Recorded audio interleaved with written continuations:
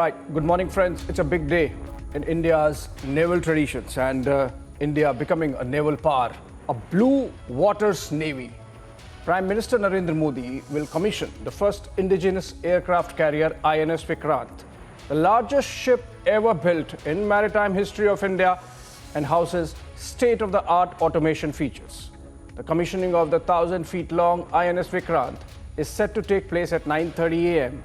That's the time when the Prime Minister arrives at the Cochin Shipyard Limited in Kerala. Designed by the Warship Design Bureau, the Indian Navy's in-house organization, and built by the Cochin Shipyard, the indigenous aircraft carrier is named after her illustrious predecessor, India's first aircraft carrier, which played a vital role in the 1971 war.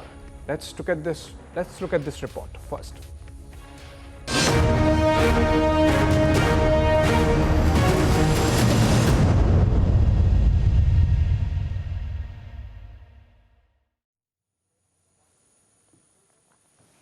All right, let's begin with the discussion first and then go back to the visuals. Just to give you an idea of how the day is lined up, joining us early morning, Major Gaurav Arya, our in-house expert on strategic affairs. Good morning, Major Arya. Just to give an idea to you and to the viewers joining us in this morning broadcast as to how the events really pan out at the Cochin Shipyard. I believe the guests have already started gathering. And Prime Minister would be arriving at 9:30 a.m. Before him, of course, the Defence Minister Rajnath Singh, Chief Minister of Kerala Pinarayi Vijayan, National Security Advisor Ajit Dobal, and interestingly, because it's a showcase of India's power, hard power actually, so there would be ambassadors from many countries and defence attaches of many missions here in New Delhi present there on board the INS Vikrant when it's commissioned and dedicated to the nation. Major Arya, your thoughts on the strategic importance of this day, not just for Indian Navy, but for India's strategic power projection. No, absolutely. Good morning, Abhishek, and thank you for inviting me to your show. Today is indeed a red letter day for India, simply because, like you very rightly said, projection of Indian hard power, but also the fact that ambassadors will be coming from across the world. This is India telling the world that there is a new sheriff in town, like they would say in the Wild West. There is a new sheriff in town. This is an indigenously built aircraft carrier. And I mean, the Navy officers would be in a better position to tell you than me. But the fact of the matter is, everyone believes that there is no better platform for projecting national power than an aircraft carrier. It does not get bigger than an aircraft carrier. There is no bigger weapon system. This is like a floating city, a floating airfield with squadrons of, fighter jets, squadrons of helicopter gunships, transport aircraft, a crew of more than 1,500 or so. And I think Abhishek, this is so beautiful because this gorgeous piece of machinery, this weapon system that we see in front of us has been built in India by Indians, Abhishek. In India by Indians. Absolutely. Absolutely. Major, stay on with us. Stay on with us. It's going to be a few hours of discussion on this big day for Indian Navy and indeed for India's hard power projection. Commodore Vadhera joins us. He's president of the Navy Foundation. He's joining us live from Mumbai. Welcome, sir. Good morning. Very good morning to you. A big day for India and for, as I said, India's hard power projection. India's first indigenously built and designed aircraft carrier, INS Vikrant, to be commissioned and dedicated by Prime Minister just a while from now. Your thoughts, sir? You are from Navy. It should be a moment of pride for you as well. Proud moment for you as well. Absolutely. Good morning, Abhishek. Jai Hind. It is indeed a moment of great pride for me and all the naval officers, defense officers, the public in India, that we have today an aircraft carrier renamed from the old Vikrant being commissioned by Honorable Prime Minister, which is 76% indigenous component, and we join the league of big nations like UK, USA, France, China, USSR, Italy in building up major warships, aircraft carriers, for our defense forces, which is a big power projection as far as the Navy is concerned. Yes, sir. We have to show to the viewers a small package on the significance of this aircraft carrier. Prime Minister, of course, all set to commission INS Vikrant, which has been called till now, till today, till the time that Prime Minister commissions it, the IAC-1, Indigenous Aircraft Carrier 1. Now, during the event, Prime Minister will also unveil the new Naval Ensign, the Nishan for Indian Navy, doing away with the Victorian Cross, a British legacy. Here are the details, and then we come back.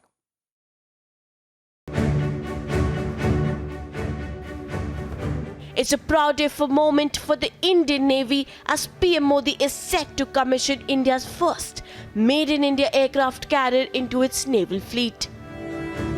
Joining an elite club of nations like UK, US, China, Russia and Japan capable of building these elite warships.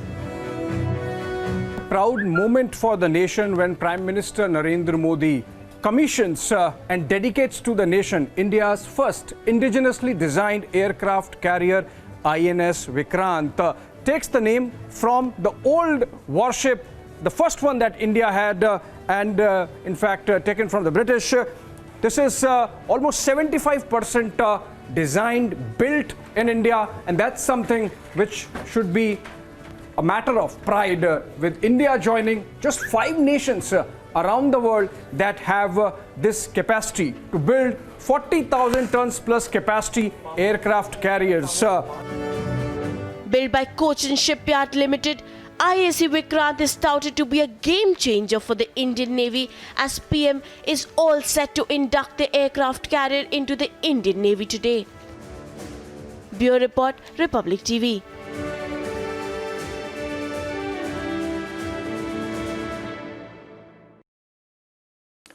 Major Arya, I'll come back to you. You know, India joins a select club of 5 nations in the world which have this capability, technological, technical, to really design and build this kind of war machine. You know, your thoughts on that, because this is going to have strategic consequences for the power equilibrium in the world. No, absolutely, Abhishek, with the rising threat of China, especially in the seas.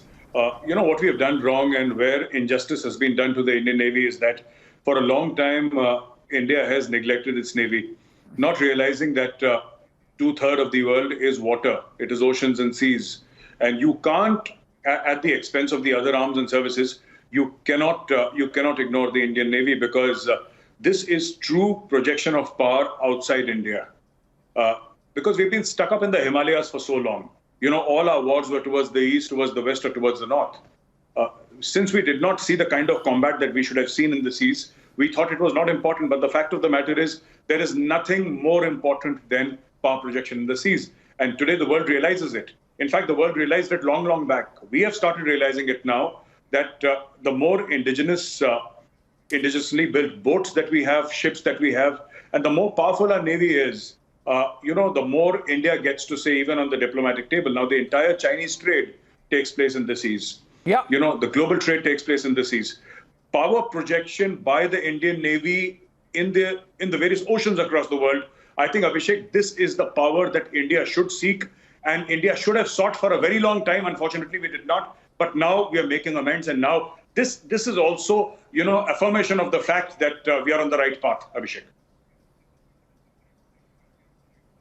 Yeah, absolutely. In fact, Commodore Vadhera, when we say blue water navy, I think the most critical component of a blue water navy is its capacity to go much beyond its shores, thousands of kilometers beyond its shores, and aircraft carrier has to be integral to that design.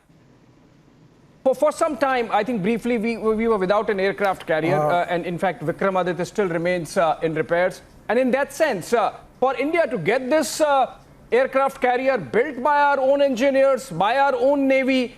I was present at the curtain raiser, which was done by the Navy, and we were told there that in one fueling, this warship can go right up to Brazil, and that's the capacity, that's the capability India really acquires now in terms of having its warship in the seas and ready to take care of its strategic objectives. So your thoughts, sir, on how really this changes the geopolitical dynamics in the Indian Ocean and in fact beyond?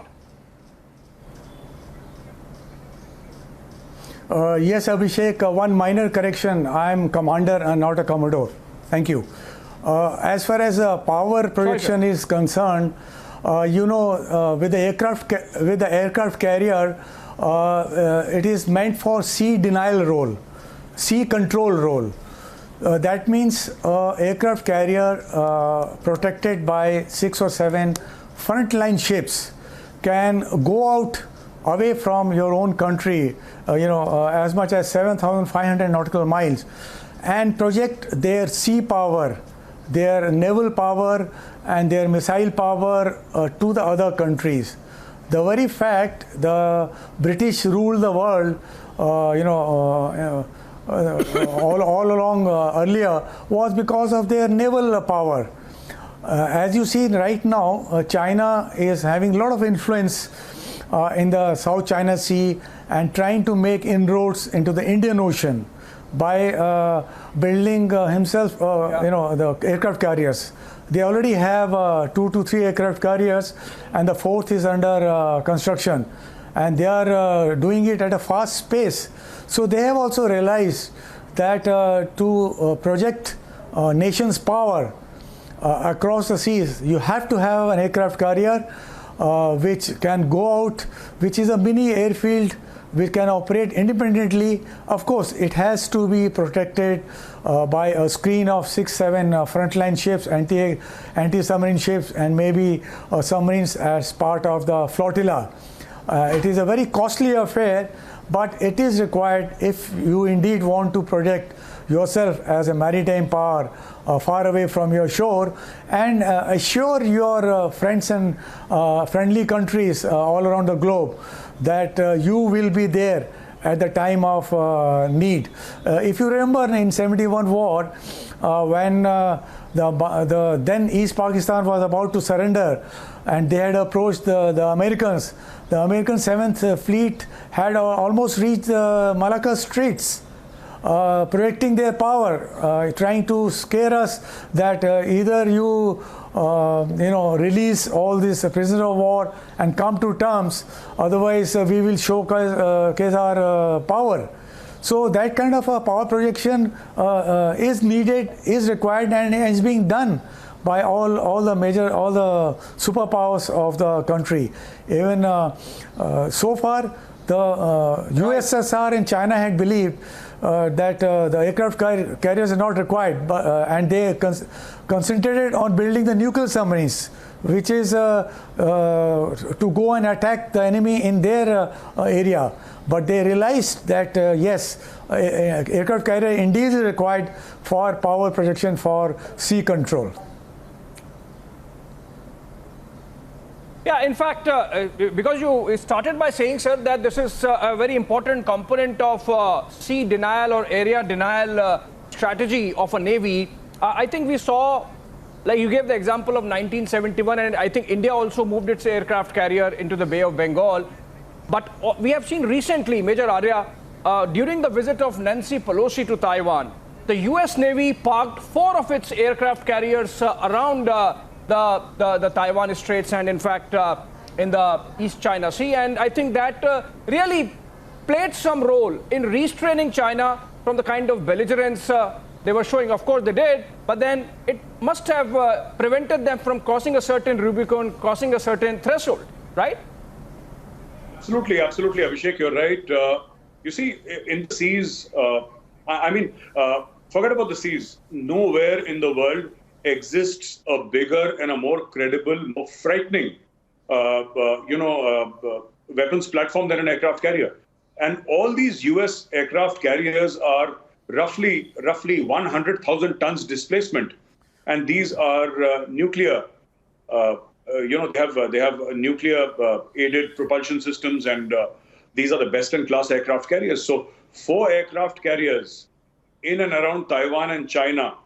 This is enough and more to change China's mind, and tell China to cool down, because this is power projection at its best. 400,000 tons of steel weaponry and nuclear weaponry as such, is a very compulsive argument, Abhishek, and that is exactly what America did. And coming back to the point of an aircraft carrier and why this is important for India, is that when India says that they want to be a regional power, they want to be a regional superpower or a global superpower. Though I'm from the army and I haven't seen much of the sea, I have no knowledge of the sea. But one thing everybody acknowledges across the armed forces, be they from the Army, Navy or the Air Force, does not matter, that the way forward is the Navy, Abhishek. This is not to say that the Air Force and the Army must not get their due, but if India wants to be a global superpower, you can't ignore the Navy and go ahead. It will not happen without the Navy. It cannot happen without the Navy. In human history, it has never happened without the Navy. Commander Vijay Vadhera very rightly pointed out that about England, such a small island ruling the world, and a large part of that a large part of that success had everything to do with the naval forces, Abhishek. Absolutely. In fact, we'll continue this very engaging conversation, Major Arya and, of course, Commander Vadhera. But we were given access to the IAC-1, which is from today going to be INS Vikrant. Our Kerala Bureau Chief Ashwin was there on board. Let's look at that report and then come back.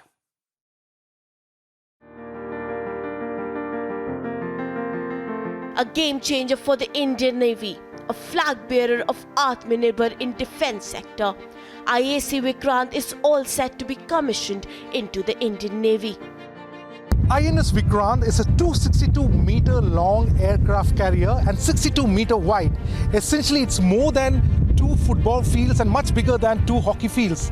It can also, if you have to say, according to the Navy, it's the size of 10 Olympic-sized swimming pools. That's the entire size of this entire deck. Now, I'm right now at the flight deck of the INS Vikrant. Now, what is important is the fact that this is a ship which has got 15 decks. More than 1,300 compartments are there in this ship. With excitement in the air, the fever palpable, we asked the Navy men about the magnificent war vessel.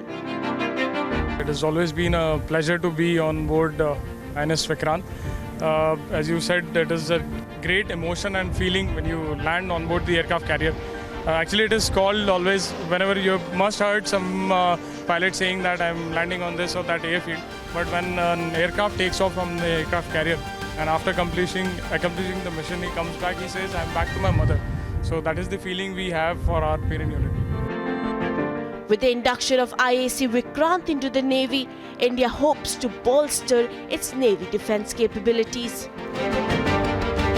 Bureau Report, Republic TV. All right, those pictures actually give goosebumps. Commander Vadhera, Indian aircraft carriers have seen action in wars. Please tell us some history about how we have really used aircraft carriers as power projection for India, and then we come back. You see, if you recollect, in 71 war, we had positioned the old INS Vikrant on the eastern coast for power projection, in the Bay of Bengal to take care of the then East Pakistan, and it took active part in the war. The aircrafts, Seahawks on board the Vikrant flew and bombarded, the Dhaka and Khulna and other cities of then East Pakistan, and they brought about complete air superiority, over then East Pakistan. So that kind of a power projection we did managed to do during the 71 war, and that is the reason that the Pakistanis in East Pakistan were forced to surrender. They were surrounded by our ground forces all over their cities, and the air protection was there from Vikrant. They could not have any of the aircrafts coming to their rescue, and the complete blockade of Dhaka was achieved by our ships which were positioned on the eastern front, including aircraft carrier Vikrant, which was flying Seahawks day in and day out. So that kind of achievement we managed to get, which resulted in ultimate victory of India in 71 war. And even Pakistani realized, they somehow got the intelligence that Vikrant would be operating off Visakhapatnam, and their only submarine Ghazi, which was capable of transiting all the way from Karachi towards the Bay of Bengal, was tasked to go there with the sole aim of sinking Vikrant. I'm saying, imagine if some Ghazi was indeed successful in doing so, what kind of a moral letdown it would have been for the whole India, the Indian Navy. But because of our intelligence, we managed to, the Vikrant managed to leave Visakhapatnam harbour much before Ghazi arrived off Visakhapatnam harbour. And in the bargain, we even achieved the kill of Ghazi. And that was another big blow to the Pakistani Navy. All these things accumulated in the result which we got in 16 days war, which has this is the first time in the world in a short war a total victory has been achieved where a country has been divided into two parts. Absolutely, absolutely. I mean, what proud moment it must have been. Of course, Operation Ghazi itself is a story, and we will discuss some time. But 76% of components built in India, almost 500 units, industries, MSMEs involved in the manufacture and design. Design, in fact, is 100% Indian. And what distance we have traveled from the time when we borrowed it or bought it from the British and then from the Russians. And now India joining a select group of half a dozen odd nations, 5 to be precise, and having our own aircraft carrier. We'll take a short break, but I'll come back to discuss the indigenous components and that element of our aircraft carrier just after a short break.